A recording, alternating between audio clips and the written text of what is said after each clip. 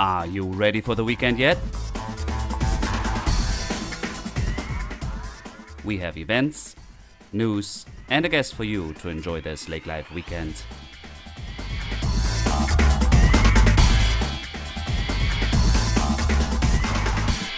Hello, thank you for tuning in to another episode of Lake Life Weekend Podcast. I'm Dirk.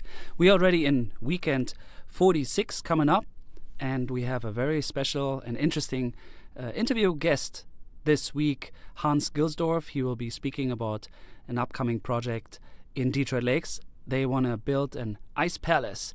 So all about the artist Hans Gilsdorf in a little bit and the upcoming project to be on display in February by the pavilion in the end of Washington Street here in Detroit Lakes.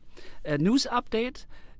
The Minnesota Rifle Hunt has been successful. There's a very interesting article at the DNR website. So you will find a link on here, lakelifeweekend.com. The DNR expected to see more of an increase in the deer harvest, which they did in Zone 1. But Zone 2 was down 5% and Zone down by 20%. So there were over 70,000 deer registered in the state of Minnesota after just the first 2 days of the rifle season, nearly the same amount that was registered after the first 2 days in 2016. Very interesting. Read more about deer harvest and the deer population on the DNR website, a link at lakelifeweekend.com. Events this upcoming weekend we have at the Holmes Theater. We have the Holmes Art Show starting this Thursday, November 16th, 8 a.m. and it goes through Saturday, November 18th, 5 p.m. It's the 11th annual Holmes Art Show, showcasing local artists, including glass, pottery, paintings, jewelry, and much more. Fun event and opportunity to get in some holiday shopping, of course, and get out, explore a little bit what Lakes Country has to offer year-round. The Holmes Theater, a very active place. We spoke to Amy Stearns in the past, and always worth checking out. More details on our website. We have a number of events coming up this weekend. Please, the full schedule on our website. Also, there's concert at the Shooting Star. There's something happening, the Redneck Holly Dazzle here this Saturday in Vergas. Always fun. And we still have yoga in New York Mills and much more. Thank you very much for checking out our website. And also now enjoy, please, our interview with Hans Gilsdorf. Have a great weekend ahead.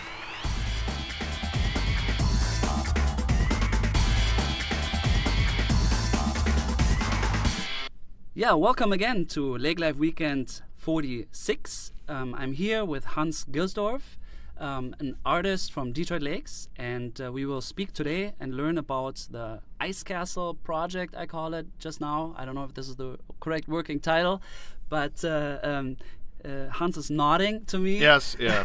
Welcome, Hans. Hi, thank you, Dirk. It's great to be here.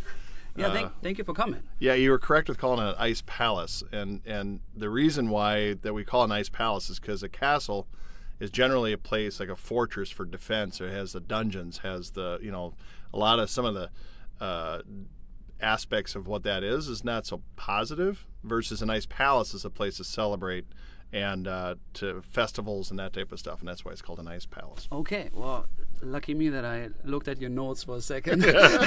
Before we talk about the ice palace and the project and something new to the area and a highlight for maybe upcoming winter seasons, we hope, let's learn a little bit about Hans. Who is Hans? Tell us about the artist Hans.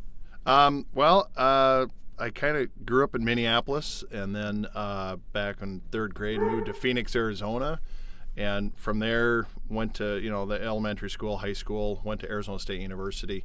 But the college, the educational environment that I was in wasn't who I was, and so I felt more comfortable actually going out and applying my talents and what I wanted to do through apprenticeships. So I left Arizona State University and started working with professional artists in the motion picture industry as an apprentice. In California? In Arizona. Oh, in Phoenix, Arizona. Yeah. So originally, I worked under guys who were specialists with scenic painting, doing the sets, doing the backdrops, doing what you'd see for behind the scenes in movies. I mean, like the backdrops, the Sure. whatever. It's not always a real house. Sometimes it's painted.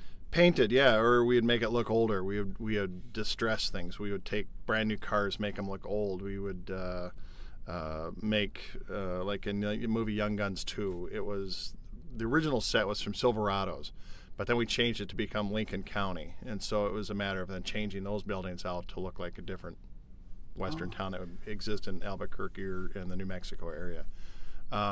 And so that's where I learned becoming a jack of all trades. I had a director once tell me, it's like, and I passed this along to a lot of kids that I talked to in the area, that always say yes. And then you take 2 weeks and figure out how you're going to do it. Because if you start saying no or I don't know, then you get passed by for somebody else who does know or is willing to figure it out. And that's been kind of my mantra of just kind of saying, yeah, I'll figure it out. And that was the start of my special effects career. Then from doing sets, I got into special effects sculpting, special effect makeup, slitting throats, creating creatures, worked with Jim Henson the Muppets with the Teenage Mutant Ninja Turtle movies, doing the turtle suits for Turtles 1 and 2. And like I said, Young Guns 2, I was in the movie Glory. So you start by saying, yes, I'll do this or I'll figure it out. You know, I'd never done stunt fighting. So in the movie Glory, you become a stunt fighter as a Confederate soldier. And after that whole career of about 7 years of doing that, I kind of realized that a lot of friends were starting to get married or my siblings were having kids of their own. So you're missing birthday parties, you're missing celebrations because I was always on the road. You know, I averaged about 130,000 miles a year driving all across the country, working in Arizona, California, New Mexico, Georgia, you name it, you know. And then I came back and started working at the Phoenix Zoo, and that's where I started doing permanent public installations, and that was for the visually impaired. Was based on funding from the Lions Club to help promote the zoo in a way that the visually impaired could experience wildlife like never before. Because like when a person who's visually impaired, you know, they go to a zoo, they can only maybe... A parrot, a bird? No. What's that? A bird? Parrot? No, a visually impaired. You know, like they can't see. Oh, visually I'm sorry. impaired. No, that's okay. Visually impaired. Visually impaired. So instead of saying blind, I mean, because not necessarily are they blind, they just may not have full vision. They may have impaired vision. That when they go to a zoo, you know, obviously they can smell, they can hear an animal, but they don't necessarily know the animal. So they can't reach out and touch a tiger or a lion. They can't go touch, you know. So what we did was this big sculpture project of creating life-size elephants, lions, the animal kingdom, was for them to be able to go experience what is an elephant, what is a tiger, what is a lion, what is a orangutan. Which zoo in Arizona? And yeah, the Phoenix Zoo. Phoenix Zoo, yep. and is that very unique? Because I have never heard of that. Yeah, it's a very unique project in the sense that it was set up for specifically that type of educational element, an audience with braille pads and that type of stuff too. You know, and it's used by the whole public. I mean, Sure. Everybody gets to experience it. But because a lot of people, they didn't get the perspective of standing next to an African elephant, the enormity of what that animal is. And of course, you know, budget constraints, you know, it was created out of concrete and bronze, but they're all anatomically correct to the finest detail. So one question though now, recapping that. You went to art school?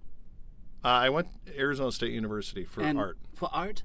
And then you were, because today you're a full-time artist. Yep. But like an artist not limited to photography or not an artist limited to painting, you kind of worked creatively in the movie picture set building industry in a way, and then you kind of developed your trade or skill for sculpturing, your main sculpture, right? Yeah, and like I said, when I had that director tell me say yes, and then you figure it out. So my specialty prior to all that had been painting and designing. And then you start getting into sculpting. And I had a guy call me up, a studio's call me up in Phoenix. They wanted a life-size King Kong bust. So you can imagine King Kong is 50 feet tall. So they wanted a head and shoulders with a hand for Tokyo, Japan. So he called me up, and of course I said yes.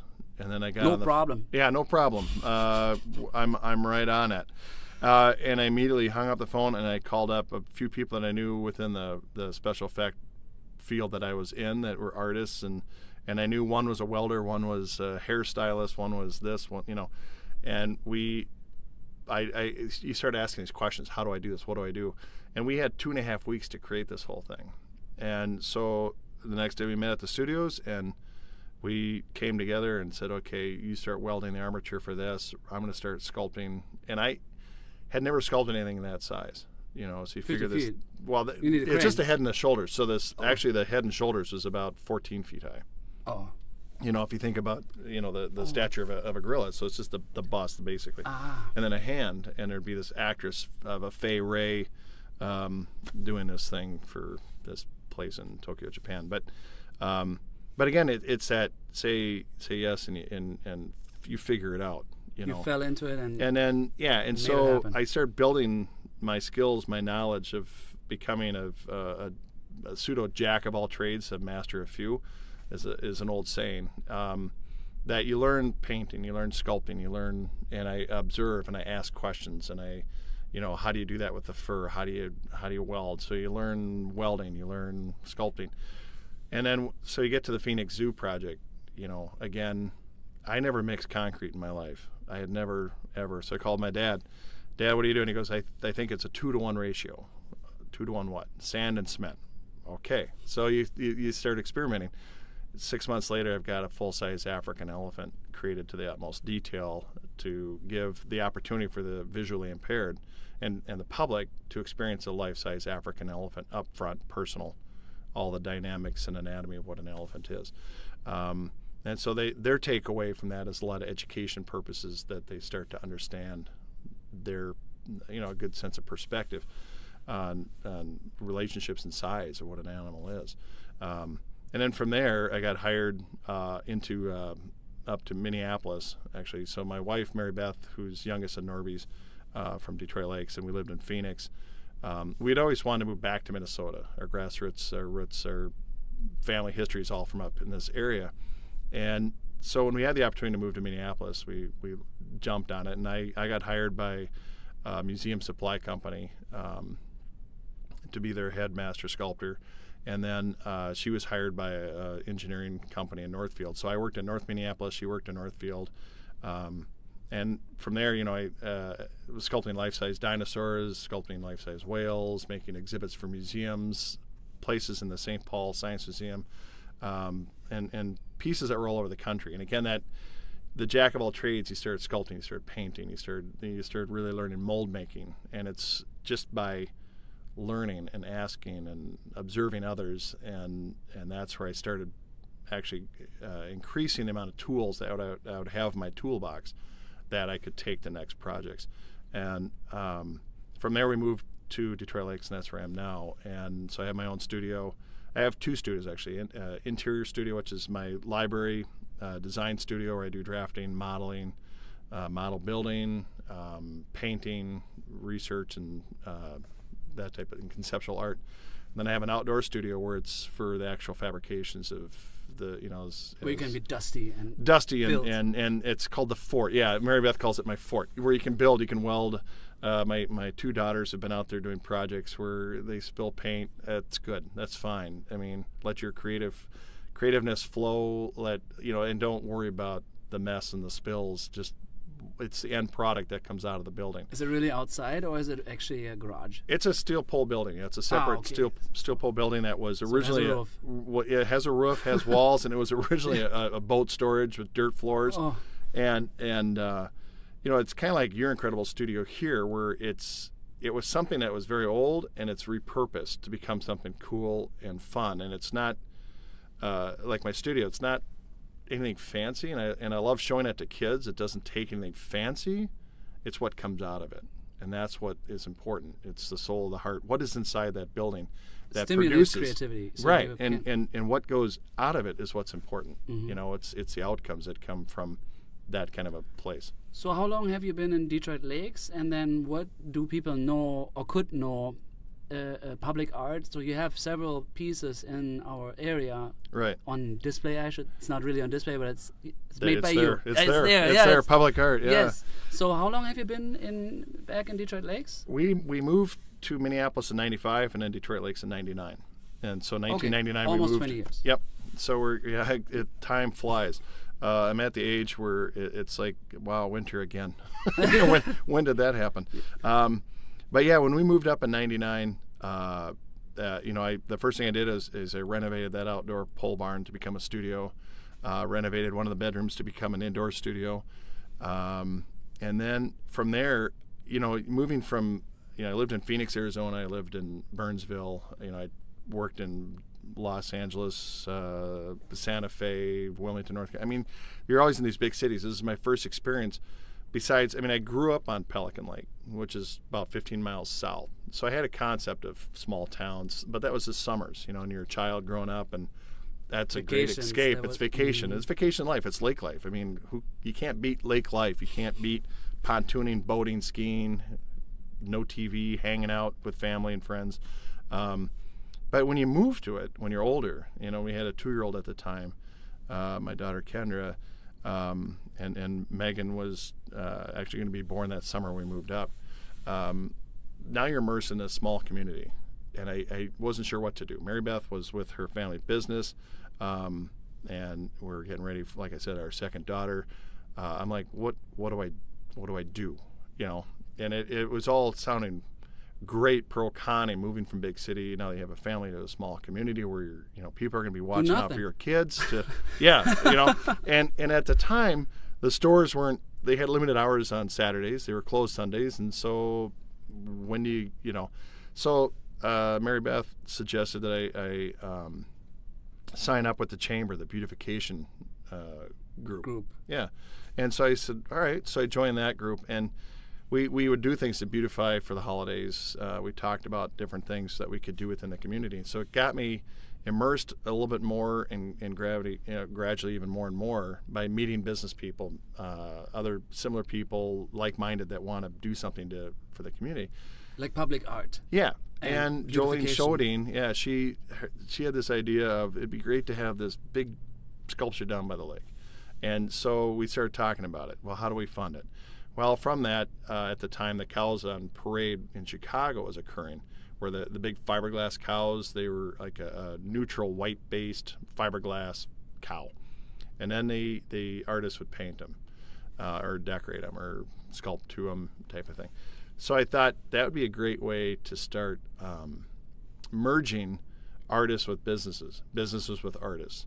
So and at the same point is to raise money for art to become this sailboat sculpture.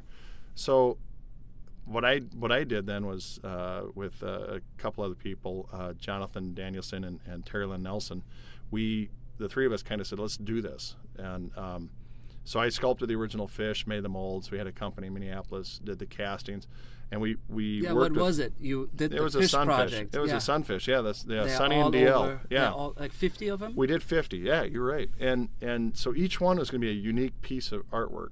And so again, it was, how do we get artists to meet businesses, business meet artists, which is a nice collaboration and a community get together to introduce people who may never have crossed paths before.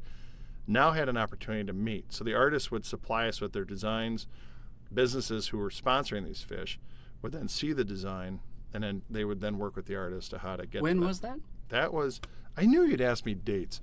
That would be about 2002. Yeah, okay. Somewhere in there. 15 years ago. Yeah. And they are out. I see one at the parking lot of Central Market. Then there's one in the mall. On the corner of Washington and what is it? Home Street, or by the ERA building. So they are out and they are out and about. Display. So. Yeah, and mine, I actually ended up doing 2 of them, and and it was all donation, it's all volunteer time, and the one that I did was for the Becker County Museum, and it's called Neptuna's Wild Ride, and that's on permanent display there. And I did another one for Quaco Drug, which is, or the Quaco building, which is White Drug at the time on Washington Avenue, but that's no longer there. And that fish has now been bought and traded or whatever, and it's now, I think, at the flea market at Shady Hollow. Oh, yeah. And the 50 fish still exist. Where they are exactly, we're not fully sure. Away. Yeah, they swam away. But the project was to fund the sculpture by the pavilion. Yep. That big. The big steel. Yeah, it's steel. bronze. Yeah, it's actually steel covered in epoxy bronze. Oh, okay. So that is one of your pieces. Yep. That's on permanent display. It's a public art. It's the symbol of the city of Detroit Lakes. We have that sailboat. The sailboat. Yes. Yeah. Yep. And that was fabricated with Bull Ironworks in Jamestown. Another collaboration. Recent one that I know of is the big sculpture in front of the library. Right. And that was Mary Haney contacted me to do a piece that would commemorate the 100th anniversary of their building, and the library. And so meeting with the board, meeting with their steering committee, their groups, over the process of about a half a year to a year almost of conceptual designs, roundtable talking, to find out, and again, a big thing at art too is communication and listening and talking, but mostly listening. And so that's what the premise of this was, is I wanted to create something that would reflect what the library and the community wanted. Yeah. And it's a huge sculpture. It is. It's 14 meters. 14 feet. Yeah. Meters, yeah. 14 feet, which would be meter-wise. Yeah, it's... you do the math. It's 6 meters. His eyeballs are swirling right now. 6 meters. So it's 14 feet by 8 feet wide and 8 feet high. Yeah. And it's 16.5 tons of concrete. 16.5 tons. Tons, yeah. Now you're going back to now kilos. We're going back, yeah. Yeah, you do the math to the kilos. So it's all rebar and sculpted in steel. What I had to do first in order to create this shape was hand bend all this rebar and steel, weld it to be about an inch within the outer dimensions of what the sculpture is. And then we filled it with concrete and then sculpted on top of that. And then it's actually covered with a sculpting epoxy. And the reason for that is in case there's, damage or vandalism or weathering or whatever, it's easy to repair because you can't get new cement necessarily to stick so well to old cement. But this way, I can repair it, touch it up. Because the whole purpose of this was to get kids to fully experience. You missed saying what it is. It's a child laying on its back, reading a book or something. Yeah. Let's just describe the piece. Yeah, no, it's a boy or girl. It's nondescriptive. A child, basically laying on their back, propped up on their elbows, with their legs crossed, reading a book. And you can climb on it, and it's allowed to be experienced. Correct. The forearms of this child and the hands are the height of a chair, so they're 16 inches high, and the feet are obviously roughly about 24 inches in where the legs are crossed at the knees. That's a seating area. But it's all seating. I can read outside. It's all designed for kids to interact and to sit on. Do they understand? Is people using it? They do. People do. And yet some people, because they've been told so many times, don't touch, don't experience, don't that in the past. And in other situations. And now it's I've told people, I say, go sit on that, go experience it. And these kids, their eyes lighten up to experience something. And the favorite place for people to sit is with their back in the book, with their legs going up to the chin of this child. It's kind of sitting there reading, which is kind of fun to watch them reading when the sculpture itself's reading. Yeah. But that's what this whole piece was about, and that's what the library group really conveyed to me and it was a process of communicating and designing and coming up with it, and again. Originally we wanted it to be bronze, but the cost of that was so exorbitant. I mean, it was beyond reasonable fundraising. So I said, let me rethink this. And drawing back in my past, of the elephant sculpture, it's like I could create this out of concrete for much more economically. Yeah. And so that's what we ended up doing. And so it's a fun piece. Every time I drive by, I see people interacting with it. So now we learned steel, bronze, cement, concrete, but we are arriving at the ice sculpture. We learned that you're heavily involved in public art, and of course it just makes sense that you're building an ice sculpture or an ice palace. And how did that come apart? Like, did you just, like me, wake up one morning and had that brilliant idea, or like, how did that happen? Yeah, no, again, it's this culmination of, like you said, I do it professionally. This is what I do every day. I get up 8 a.m. and I work in the studio till 6 p.m. every day. Well, not weekends necessarily, but and it's just this career building up on all these different materials and all this stuff, and you think you know everything. I designed children's hospitals for 15 years in Fargo.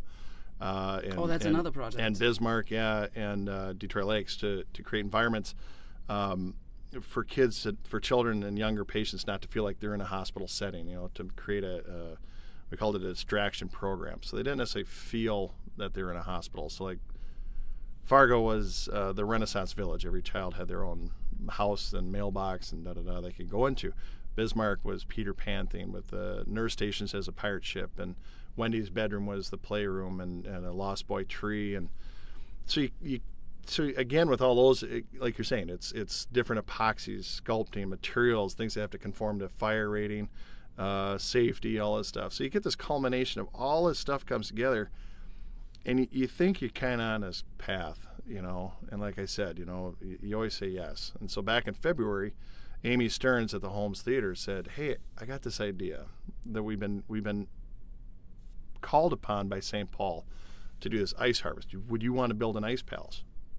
Sure, And, why not? and from that point was the birth of the IOC, the Ignorant Optimist Club, because we really, at that time, it was we formed a steering committee with a bunch of locals, Scott Walls and Amy Stearns, are the head of this whole thing, and so I joined on board right away, and thinking it's those blocks of ice, you buy at the grocery store. Sure. I'm like, we can stack those. Easy. We can stack those. They're just 10-inch by 10-inch blocks of ice, no problem. Well, through this, and the original project was to supply ice, 24,000 to 30,000 blocks of ice for St. Paul for their ice palace. They were going to build a world record palace, and it was an awesome group of people down there. And again, it was all volunteerism. This great Minnesota get-together. We're going to harvest ice up in Detroit Lakes, bring it to St. Paul. They're going to build this big ice palace. We were approached, the city of Detroit Lakes, to provide ice cut out of Big Detroit, Little Detroit, actually, by the pavilion. And then so we provide ice, and they cut it out, and then we were looking at logistics of cutting that many blocks of ice, and they're 22 by 44 inches by 12 inches, weighing roughly 350, 400 pounds each. That's each block of ice weighing that amount of weight. And then how to get them onto pallets, onto semi-trucks, and then it'd be about 240 semi-loads to St. Paul. 240 semi-loads. That's what we were looking at. And so we were looking at conveyor belt systems and how to get it from the lake up onto semi-trucks into different parks, and working with the city. The city's been awesome with helping us to try to figure this out, and they, and everybody's known the value of what this was. And the whole point also for us was to get Detroit Lakes on the national map. And this was in conjunction with St. Paul building it with the Super Bowl that was going to be hosted in Minneapolis in 2018. So it was really this huge conglomeration of putting minds together, efforts together, materials, volunteerism, and the whole premise was just to build something. And skills. Like how you cut it out. Right, and to build something that's so incredibly unique, and to show that we are fun-loving people who embrace winter. We embrace all the seasons up here, and that's originally like year-round. Yeah, exactly, and that's exactly what it came from back in the 1880s. Was a guy from the east came out and saw people in St. Paul as part of the railroad industry, trying to expand the whole concept of industrialization out here. Kind of said, "You guys are a bunch of insane people living in here in a frozen tundra." Well, the people of St. Paul took it personally and said, we're going to build a palace. In 1886, I believe, they built this huge palace, of ice. And then the population boomed, and people said, these are creative, fun-loving, outdoor, all-season loving people. So But St. Paul now no longer wants to build this ice palace. They lost. unfortunately, because like I said, these people down there, their hearts are all in the right spot. They were awesome. They've been extremely helpful to all of us to help guide us, to give us, especially me, trying to figure out how to build our own ice palace. They've been very informative, very call anytime. And it was very unfortunate their funding didn't come through. So they had to back out. They're still going to build a smaller palace that's not 30,000 blocks ice, but roughly 4,000 to 5,000 blocks ice. And it's going to be, I believe, still in Rice Park, where they've traditionally had their festival, downtown St. Paul. But for about 10 seconds, we were kind of like, oh, what do we do? And we're still, again, ignorant optimist club. We're still going to do it. And so we're going to have our ice palace as planned. We are going to have it as planned. And so I designed it. The dimensions of the thing are roughly about close to 60 feet long, about 25 feet deep, and then 24 feet high. So it's 20 meters by 6 meters. There you go. God, you are good with the math. You're now volunteering to count how many blocks of ice I need for this palace. Oh. But it's going to be large. That's what I mean. Yeah, it's huge. So there's a center tower that goes way up, and then an outer square, and then there's 2 side wings, and then in the front is a big throne, and then there's like a bench all the way around it. And so now, because now we're just doing our own, and we were going to have like an ice harvest festival as part, because we were supposed to start December 15th with St. Paul in order to get their ice to allow them to have the time to build their big palace. Well, now that's not necessarily the case. So projects like this are very fluid. You have to bend, you have to stretch, you have to be creative on how we're going to do it. So we were going to be doing it in People's Park, in the volleyball courts. We're trying to find the most minimal damaging kind of area if you don't want to do it in a ballpark and damage the infield. So that's behind, that's by the... it's by the skating rinks. Yes. And so, but now, talking with the ice cutting guys at they said, well, you can just build it on the beach. Well, so we were also planning on having the Becker County Museum, because Detroit Lakes used to be a huge ice harvest area. On Detroit Lake, they used to harvest about 18 acres every year of ice for the railroad industry. That would be for refrigeration. So they would store it in sawdust, and they would then be able to bring refrigerated foods all over the country. And a big supplier was Detroit Lakes. Huh. And so we still have a bunch of these men that used to do it are still alive today. Yeah, and so it's been very interesting. I have yet to meet them, but because of that, Becky Mitchell at the Becker County Museum, in the pavilion, they want to have an exhibit there while we're harvesting. Oh, so coming up beautiful. On January 11th and 12th is when Wknd is coming up to cut the ice.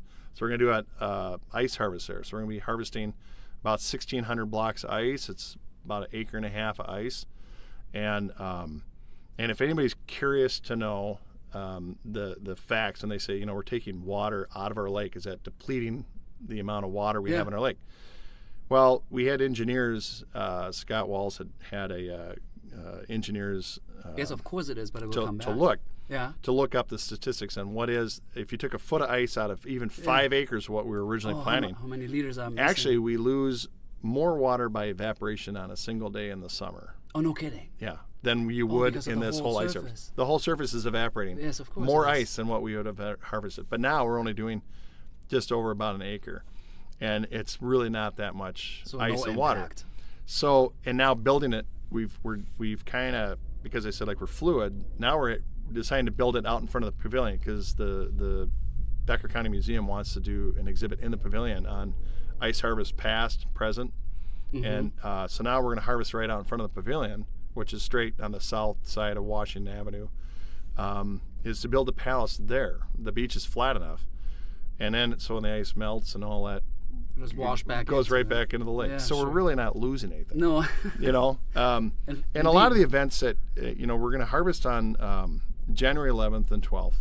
And then we start the construction of the ice palace. So anybody can come down and watch us and see what we're doing as we're figuring it out on a daily basis. How do you cut it? Like a motor saw?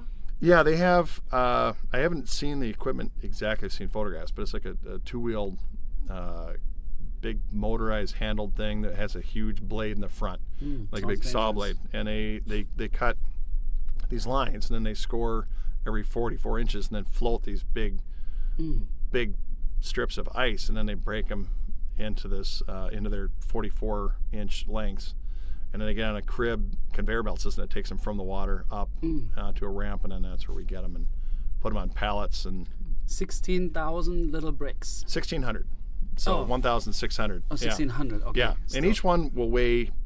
If the ice is roughly, I think I've been told that if the ice is like 12 inches thick, 12 inches. they're about 400 pounds each. But now, because we're Allison having early freeze up right now for some reason, which is fun. That if we're now harvesting later, we might be looking at thicker ice. Of course. The ice is still going to be making ice. You know, I mean, the lake is still freezing up, so we may be looking at thicker ice blocks, which then means recalculating how many blocks I need. Because the palace I've designed is based on 12-inch thick blocks, but if also another 20-inch thick or they're 30-inch, we need fewer. But so the ice sculpture though is, and I see a drawing. I'll take a picture later, but it's going to be illuminated, but it's not accessible. So I cannot go in because of liability, but there's benches all around, so I can use it. It's a kind of becoming a furniture in a way, no? Yes, and that's a good thing you brought that up because we have again, it's a huge gathering of people that are going to volunteer and donate to make this thing happen. We are fundraising to raise around $40,000, I think, maybe more, and but we're also with that we're doing lights down Westlake Drive that'll be permanent, that are sailboats to be up year round, and then it's for those hard costs. I'm volunteering all my time on this and donating, and I'm volunteering, and all the guys that are building it are doing the same thing. The money that we're raising is for the hard costs, for the lights that we will then again use for further projects like this in the future, so they'll be reusable. But then it's for those hard costs. I don't want anybody to have to spend money to do, because when you get these cranes and these skid steers and the backhoes and all these heavy equipment that we need out there, they have to have oil changes and fuel. We have to have fuel for heating to keep our equipment from thawing out, from freezing. So we have to thaw them out, all the chainsaws, all the equipment, not only to mention heating the area for workers, to go to a trailer to warm up. Because we may be looking at sub-zero temperatures to build this thing that, you can only be outside for so long, and we're working with ice, So those are hard costs. So we are fundraising for that. And that's, again, these companies already donate to, they're great with philanthropy to help other organizations that they've already scheduled for. So I don't want them to have to spend out more money to do what this is. So that's why we're trying to fundraise to reimburse them for those costs, those hard costs that I don't want them to incur, because they're donating their time, their equipment. That's a huge gift, and we're all doing it to celebrate Detroit Lakes, to celebrate winter, to celebrate and to do something so unique of why we live up here, and it's something to bring people to Detroit Lakes to highlight our community, and so. Like I said, we're harvesting on January 11th and 12th, so we encourage the public come down to check it out, to see it. But then we're going to start building the Ice Palace, and the goal is to have it open by February 8th, which is the start of the Polar Fest, and then it'll be up and running through February 8th. February 8th, yep, and then it'll be running through the 19th. And that night it's going to be lit up. We have this awesome guy, Mike Schmidt, here in Perham. So it's not just Detroit Lakes. We got Mike Schmidt from Perham. He's coming out. He's going to light it for us. So he's going to light this whole thing up. So at night, it's going to change colors. It's going to be this really cool effect, this great place. And there's going to be ice thrown out front for photo ops.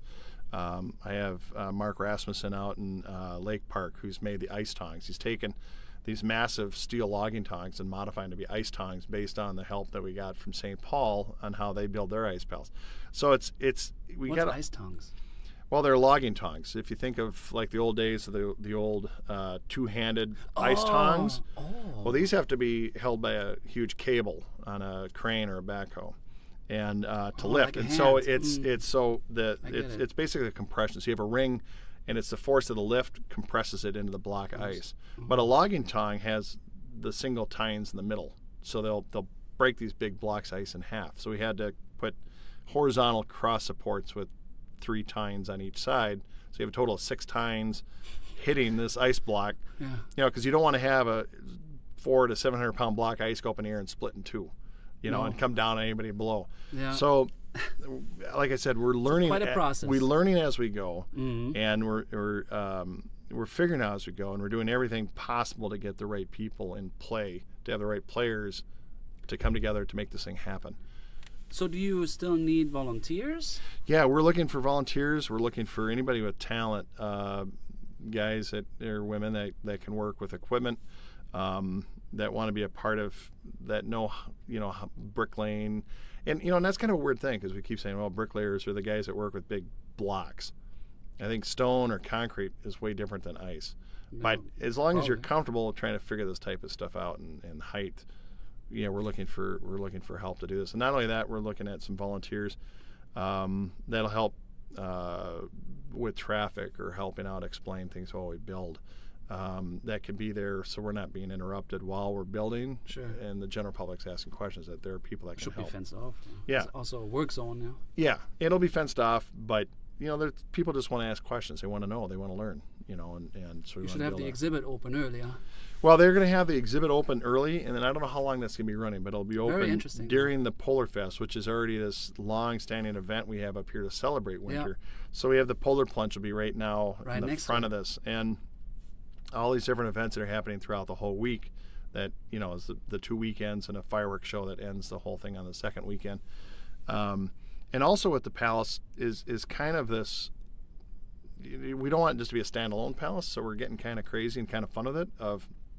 We want to create family room furniture, living room furniture in front of it. So maybe a sofa, a couple love seats, a couple chairs. Out of ice. Out of ice. Yeah. So we're going to take these blocks of ice, and now we're going to create more seating area. So it becomes an event in its own self. If you want to go experience to sit on ice and experience this big wonderland of ice, it came literally 100 feet away. Yeah. And maybe in the future, isn't there like ice sculpture contests and yeah, and that's maybe that can grow like down the road. Right, and you just tagged on something. Yeah, exactly. Oh, I should have not said No. That's great. That you forget kind of where you're going with this, but part of that also is we want to bring in snow sculptures or ice sculpting. So we're looking into that to get maybe during the time already. Yeah, to maybe get some professionals to come in to help, and then work with the high school kids to teach them how to do some of these things. So they themselves then can go experience and learn and enjoy winter for all it's worth. And so we're trying to make this not just a ta-da, we built an ice palace, which would be a miracle in itself from my perspective.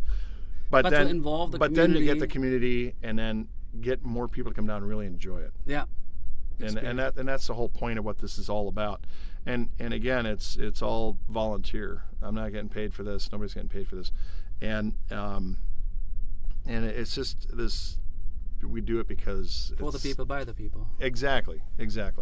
Yeah. No, I think it's a beautiful story, and I'm glad I learned about it a little while back, and I thought we definitely need to communicate that, and maybe we reach one or the other that is able to support physically or monetarily. Right.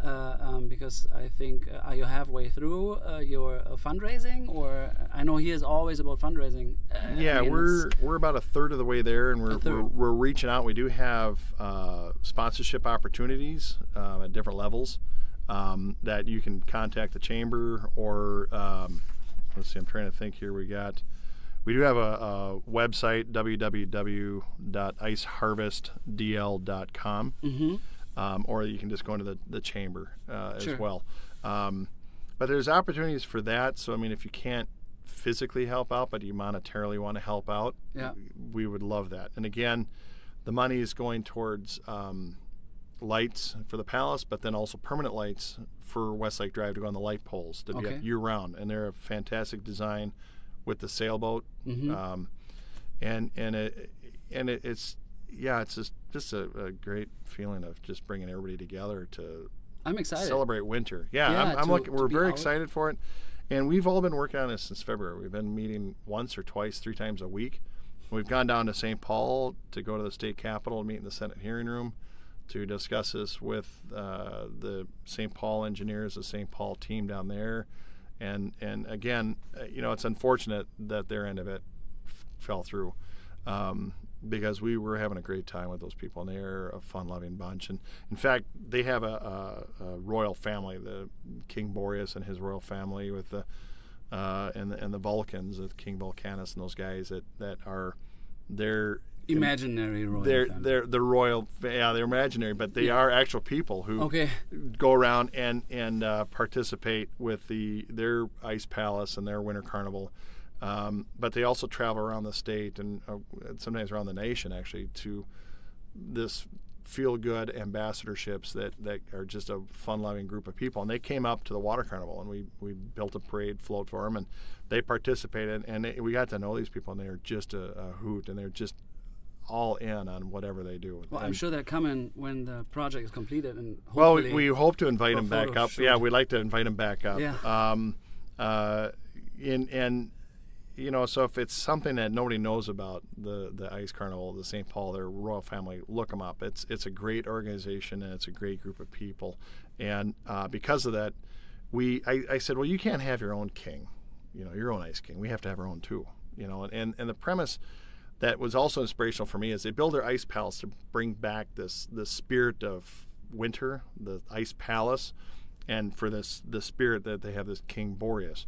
So I said, well, we need to have our own. So I created King Isbit, and we're going to be doing some unveiling with him coming up soon. And he's our king for all. He's a representative for all reasons, for all seasons. And so on him, he carries all the iconic images of all the festivals that we have throughout the year in Detroit Lakes. And so his name is King Isbit, which is Scandinavian for ice cube. Yeah. Yeah. So he's a quirky thing, but I also wanted to create a character that would reflect that this ice palace is a family event. It's to let kids come out, and adults come out, and seniors come out, and everybody come out and just kind of feel good about why we live where we live, is in the lakes area. Yeah, no, I think it's a beautiful addition to survive the winter, let's say. And right. Since it has been arrived early and we are already freezing and not really happy, I think that's maybe a highlight to really look forward to, and and maybe even get engaged in, or maybe in the future if it becomes an annual thing. So thank you really for sharing the story, and you can go on iceharvestdl.com to learn more. Or you go contact Kerry at the Chamber, I suppose, and for questions or support. Right, and this is going to be a part of Polar Fest. So it's just one event of many events that's happening at Polar Fest. So Polar Fest is 2 weekends long. It's the full week. I mean, there's events going through. It's kind of like a winter version of Water Carnival. Yeah. So they have their own committee, and these guys have been great to welcome us into their folds of the celebration of the winter. And so we're working now in conjunction with them, which now it makes it a lot more fun than two separate things. It's very fitting that we have Polar Fest and an ice palace, and it just makes the whole event more fun for the entire family and people all around to come to Detroit Lakes to see why we live here and why we do the dumb things that we do, and that's the Ignorant Optimist Club. Yeah, lake life year round. I love it. Yeah, exactly. Well, thank you very much for coming and sharing the story. Oh, sure thing. And I think we will follow up at least with images when the time comes around, and share more about it when the event is available to touch and feel and experience. Everything right now is just on paper. And then eventually, hopefully, it's all on ice. Yeah, all on ice. Thanks again. Thank you, Dirk. Yeah, this is awesome. Yeah, have a good weekend. Yes, you too. Yeah, this was already our newest episode of the Lake Life Weekend podcast. We sure hope you enjoyed it. Tune in again next week with another great guest and updates. Always check out our website, lakelifeweekend.com, and if you have some comments, please feel free to email us at hello@lakelifeweekend.com, and you have a wonderful weekend ahead.